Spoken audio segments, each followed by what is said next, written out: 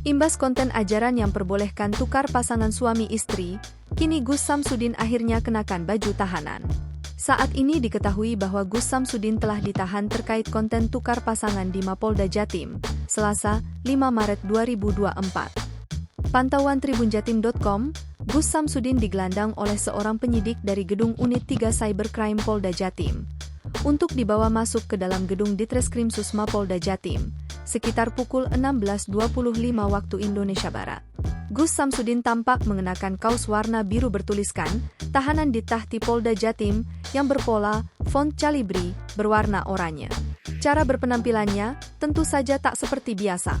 Dari segi ujung kepala, Gus Samsudin tampak mengenakan peci warna putih, dengan rambut yang tak terburai seperti biasanya. Kali ini rambutnya dikuncir ke belakang secara rapih, hingga menampakkan kedua daun telinganya secara jelas. Kemudian, ia juga tampak memakai celana pendek selutut berwarna hitam. Namun, yang aneh pada ujung kakinya, Gus Samsudin tak seperti biasanya nyeker atau tanpa alas kaki. Kali ini, ia malah memakai sandal selop berbahan karet berwarna hitam.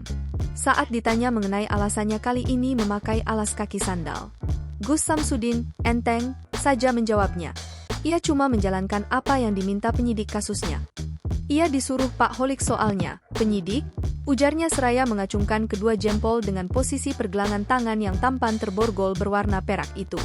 Setelah langkah kakinya mulai mendekati pintu utama gedung tersebut, Gus Samsudin perlahan-lahan membuka 2 lapis masker penutup hidung dan mulut berwarna hitam putih itu. Ternyata, apa yang dilakukannya bukan tanpa sebab. Ia sengaja membuka masker tersebut agar memudahkannya memberikan penyataan kepada awak media yang mencecar rentetan pertanyaan padanya.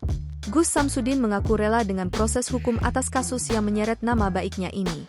Ia menganggap bahwa ini semua merupakan jalan hidup yang diberikan oleh Tuhan. Dan oleh karena itu, ia harus rela menerimanya. Bahkan, lanjut Gus Samsudin, dirinya secara gamblang mengaku senang mendapatkan penanganan hukum seperti saat ini, yakni ditetapkan sebagai tersangka dan dipenjara. Saya ridho dan saya ikhlas dengan apapun yang Allah berikan ke saya. Kalau ini yang terbaik, saya ridho, karena ingin mendapatkan ridho. Saya senang dipenjara, katanya. Saya ridho dan saya ikhlas dengan apapun yang Allah berikan terhadap saya. Kalau ini memang yang terbaik, saya ridho karena ingin mendapatkan ridho Allah. Saya senang dipenjara. Alasannya bro senang gimana? Karena ini sudah menjadi takdir Allah. Ini sudah menjadi ketentuan Allah, maka saya ridho dengan apapun yang Allah berikan terhadap saya. Gak ada penyesalan bro? Penyesalan untuk hal yang buruk mungkin ya. Kalau kita yakin itu dakwah, nggak ada suatu hal yang kita sesali. Dakwah yang gimana ya? Download Tribun X sekarang.